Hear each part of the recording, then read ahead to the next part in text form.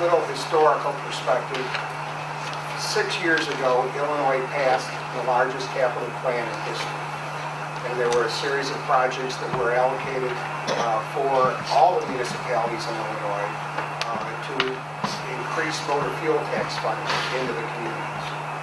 That bill allowed for 5 payments in 09, 10, 11, 12, 13 to the city of Dolton of about $111,000 in motor fuel tax funding above the level that had been previously approved.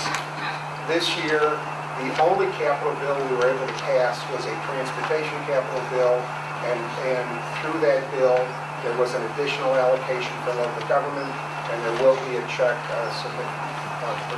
sent to Dolton for another sixth, $111,000. Paul alluded to the problem with previous grants under previous administrations. That's a problem. Municipalities have to account for state funding, and when grants are given, there has to be a paper trail of how the money was used. And that is a problem that Dolton has had in the past.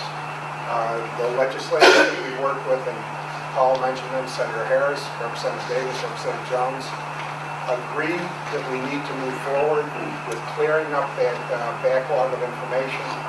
That's why we did intercede with the Comptroller's office and asked the Comptroller to bring in a new auditing team to try to clear up the backlog of, again, insufficient data to be, that has been sent to the state of Illinois. I think we can overcome the problems of the past by getting the best information available. We'll probably have to ask for exceptions for just missing paperwork, and then we will proceed to get. There are still 3 projects for Dolton on a refinancing bill that we think we can get released once we clear up the old debt. So that's what we've been working on. We understand the challenges that you face. And then I'd like you to understand the challenges that we face as we move forward to be effective for Dolton. Thank you, Mr. Rowe.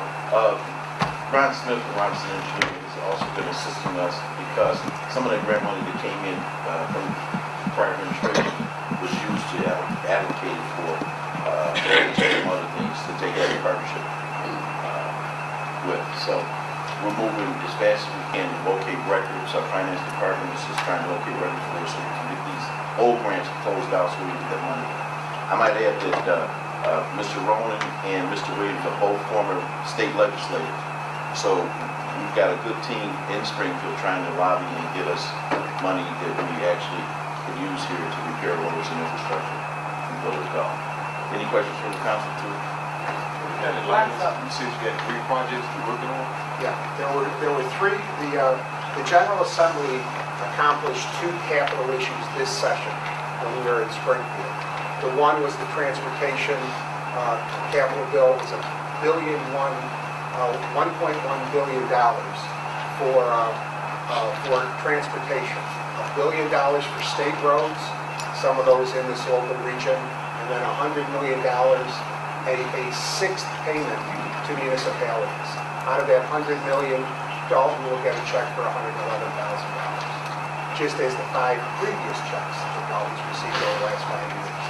I think what the mayor was alluding to is that they're trying to come up with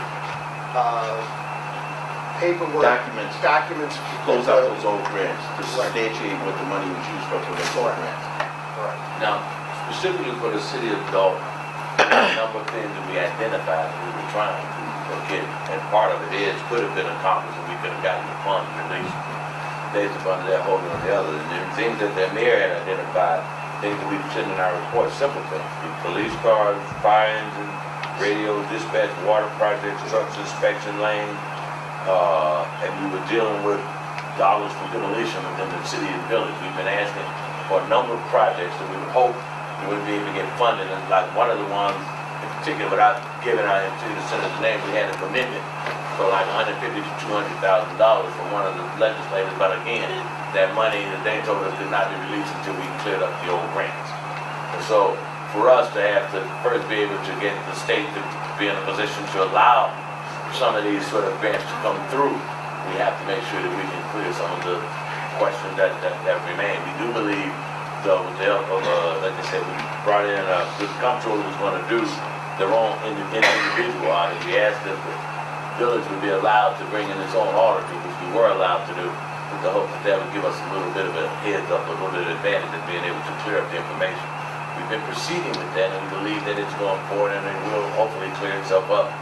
And we, quite honestly, we believe it's gonna take some forgiveness. Right. And the state's gonna have to actually do some forgiveness, because we don't, from what we've been able to see, I don't know if the village has the money to actually. Well, even The producing, accounting procedures will have to see what trustee, there were actually a total of 7 projects for Dolton at the last refinancing bill. 3 for the city, 1 for the park district, and 3 for the school districts. There was a $120,000 allotment for resurfacing Kimberg and Dorchester Avenue. There was $50,000 for general infrastructure, which would give the municipality the opportunity to spend it on any capital needs that you might have. And then $137,500 for a 911 dispatch switch CAD system for the village. Then there was 1 for the park district, $40,000 for park infrastructure, and then 3 for the local school district, $149. We're in the process of getting the $149 released, and once we can clear up the paperwork, we can hopefully get these other 3 projects moving forward. In addition to that transportation project that I talked to you about. Yeah, you said $137,000 for the 911 dispatch and switch. Correct. which is a requirement that we have to have in place by January 1st. And the hurdle, the biggest hurdle we run into was that these dollars are part of a piece of legislation that we should be able to get released. We can't get it released because of the previous problems that occurred, I don't know how many years ago. Here in the building. In the building. And our district is not connected with the building. We just try to identify any dollars that could be available for the city, for the park district, or for the school district. We are retained by the city, but anytime we can try to get resources back to the community, we believe it's important. Did you guys get the park district any money for that early child care center? We worked on that. That was a $3 million grant about 4 years ago.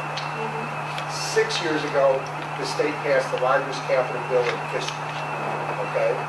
Part of that was a $45 million, I'm giving you a lot of information, but I think it's important. There was a $45 million portion of that went to early childhood education programs. The Dolton Park District got $3 million of that program. And I might add that when we go back into the fall session, when the legislators go back into the fall session, you continue to lobby for Dolton to get additional funding and to get this matter cleared up. Well, one, we're going to try to get the matter cleared up, as your professional staff is doing the same thing. Right. What we're also going to be doing, we're really hopeful that in the fall session, there can be another large capital bill. If that happens, we will make sure there are appropriations put in that capital bill for them. The 3 legislators who represent the community are committed to trying to help. So that, you have good relationships with them, so do we. And that's what our job is, to try to keep them moving in the right direction. So how often can we look for a report from you guys? Well, we did send in, Paul submitted 2 reports during session, which we brought copies of. And then we did have a number of, we had an end of session report that was sent in to the village.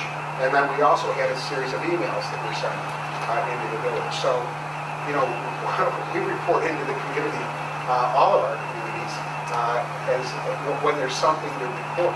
And so over the last year, we have sent in a number of messages to the community. I don't know, we just simply don't know where they're going. Do you get that too? I've had no real reports sent to me. I've had communication with Mr. Walker because he said we did meet once. But no, I haven't gotten any monthly or bi-monthly or quarterly reports. Gentlemen, do you all have copies of those reports for Sure. us? report. And the emails. Yeah. Do we need to make copies? Yeah. Yeah, it's public information. Okay. Right. Well, Can you make like 10 copies? Please. Thank you. Okay, Mr. Irvin. We're just going to give some feedback that late this afternoon, Ms. Miller, our finance director, brought down some documents that I put on your desk that closes out a number of years of the grants that the gentlemen are talking about tonight. I was going to be contacting Mr. Ronan tomorrow or the next day directly because we are going to have to ask for some forgiveness with the state. Right. They want us to go back and recreate some grants that were issued in the year 1999. Wow. We wouldn't even know where to start. They want you to say it again? They want to know where the money went from 1999. Yeah. It's just, we can't, there's just no way. Right. And it's been done in the past. I think we have, as he's mentioned, the auditors, Mr. Gonzalez group, we have Kasparov's group. I think that they can draft letters of endorsement, for lack of better words, saying we can't find anything that's in it. We know it's. Because we're on the right track now. Right, but everything up to that, it will be cleared up as soon as the mayor signs them tomorrow morning, and we'll forward those on to Springfield. Or actually to Mr. Smith first. Yes. So, Okay, we're thank getting you. close. I do have a question. You were talking about the grants, that are just, you might as well say, just default. I don't want to say they just took the money and ran with it because I didn't see too much improvement. Not to say that it was these gentlemen, but you're talking about 1999, so God only knows who it was then. The improvements They are were done. done. They There's were never- documents of the Which one? streets. The projects were never closed down. Once you get these DCO grants, there's quarterly reports that have to be submitted, and then there's a final closeout packet that has to be done. The quarterly reports were never done, and the closeout packets were never done, but the projects were built. For example, one of the 4 grants that they're talking about that needs to be closed out, one is for the fountain. You say it's built, correct? So we Well- need the expenditure statements, and those were never submitted, the reports were Wait, never you done. mean that fountain? Yes, the Out fountain there? right outside, yes. So that was by a grant from DCO, but the paperwork was never submitted. So we have been working with Tanzania, find the, basically to cancel checks and do all the expenditure stuff and send that to DCO. So they say, okay, all right, okay, this was done, check that off and we can move forward. But until these 4 grants are closed out, we will not be able to draw down the dollars that these gentlemen are talking So about. here's another question for you. Let's use the fountain as an example again. Yes. What happens if you receive grant funding and you do what you're supposed to do Mhm. and you build a fountain Mhm. and you come in under budget and you come in under budget $20,000-$30,000? Well, What happens then? well, with the checks and balances, if the receipts you have don't total the entire amount of the grant, then they're going to be looking for a payback of that remaining amount. But we have Trustee- stuff that's missing. Trustee, normally what happens on a grant, for example, let's say the fountain was $100,000, and it only cost $87,000 to build the fountain. They would only release to the village the $87,000. They're not going to give the village $100,000 for an $87,000 fountain. Now, the appropriation called for $100,000. What we've done on behalf of other communities, now again, when we're talking things that were done years ago, we weren't involved. But what we've done on behalf of other communities, when there's some money left over, we get that reappropriated for another project. That's why we try to keep the projects labeled as general infrastructure. Because then if you get $100,000 or $200,000 for general infrastructure, you use it for what's important at the time, whether it be a sewer system, a gutter, curbs, whatever is the most pressing problem in the community. Yes, what he's saying is correct. It's ambiguous enough that you can spend it on a bunch of different infrastructure projects, and it's just not one specific project. that you have to obligate the money to. Thank you. Mr. Smith, you said there was 4 that we have to have information on. What are the other 3? I don't know well, I can't remember offhand, but the email that was I got shared, them on my yeah, desk, yes. that was I'll shared. Get that to you tomorrow. We're on top Can you of all the forward projects that that to need all to be of us closed out. trustees so we all are on the same page? I think they sent And all the I want to ask information. the gentlemen that are here from the, Mr. Williams and Mr. Rowan, can you please send all emails to all of us so we know? At one point, I was told that we were all going to get emails on whatever was updated from Springfield that you had got for us. And somehow along the way, that information must have went into some kind of limbo land or, Might be in the cloud. Here, I always find you, and then Paul may have a different interpretation. We represent a number of government entities, community colleges, municipalities, school districts, and other taxing districts. We don't send reports to multiple people. It'd be impossible. Because then we would get multiple inquiries on nuances, why this, why that. We believe that we represent Dolton, and we'll get it into the central administration. I would urge that all the trustees be kept informed. I totally agree with that, but we're not capably, the burden would be astronomical if we start dealing with individual trustees or commissioners or board members, depending on the entity. It will become a very onerous problem. Mr. But Rowan? there should be no reason that the material can't be transmitted to all the appropriate people. Mr. Urban, I'm sorry, Mr. Roman, can you just, in the future, just send it to Mr. Urban, he can send it to There'll be no problem. Okay. thank you. Remember, since in the 13 or 14 months that we've been working, now, not being paid, but working, we won't even go into the issue of not being compensated, Well, that's one reason why you wouldn't be compensated. We didn't know you were doing anything.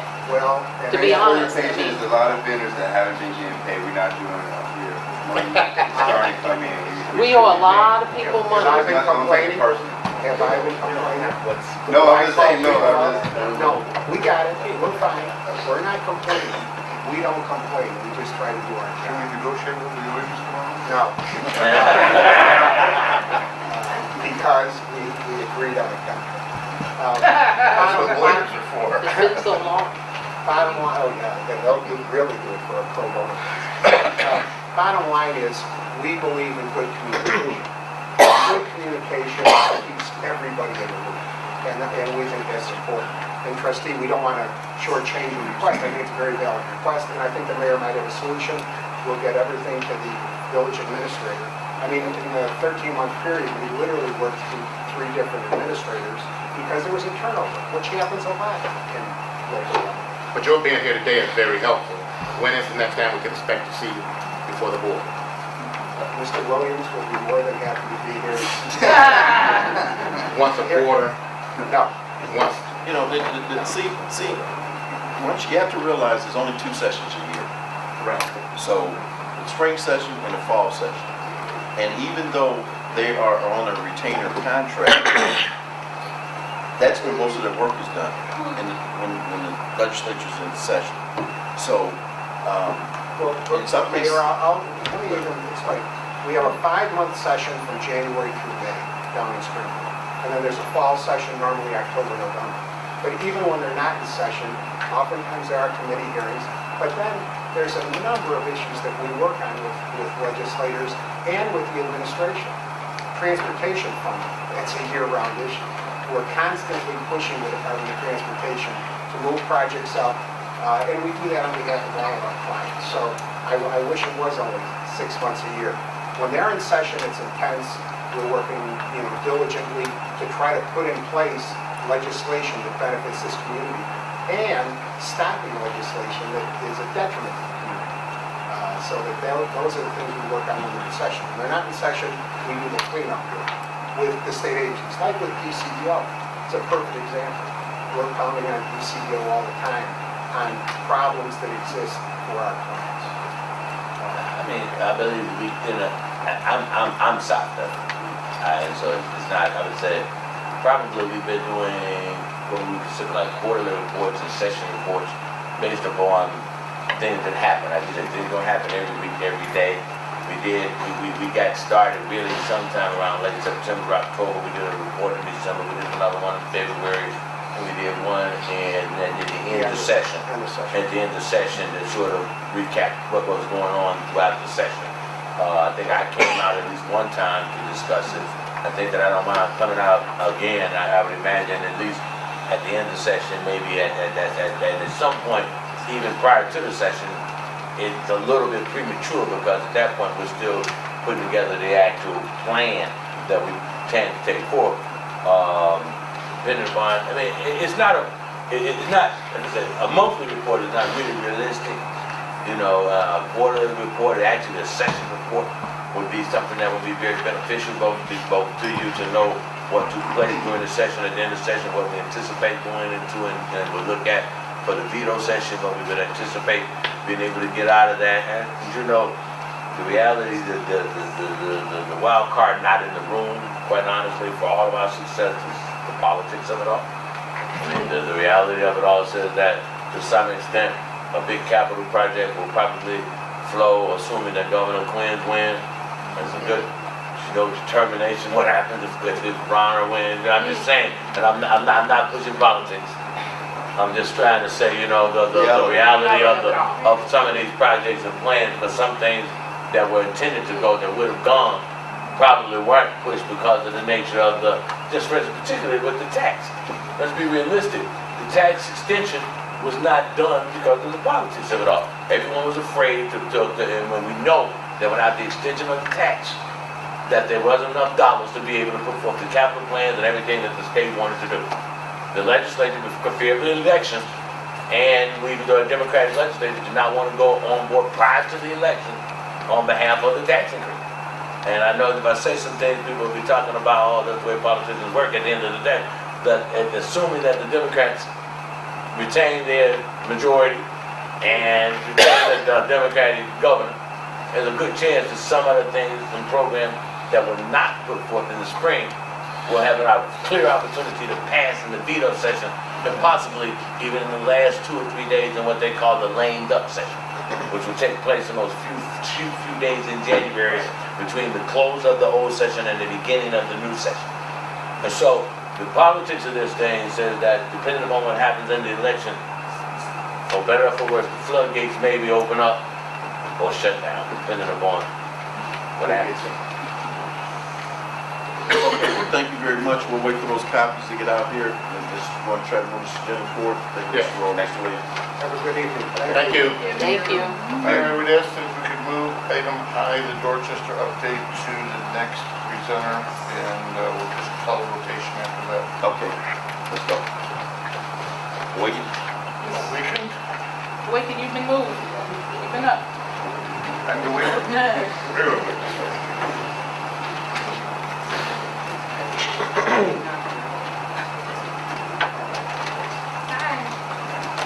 How's everybody doing that?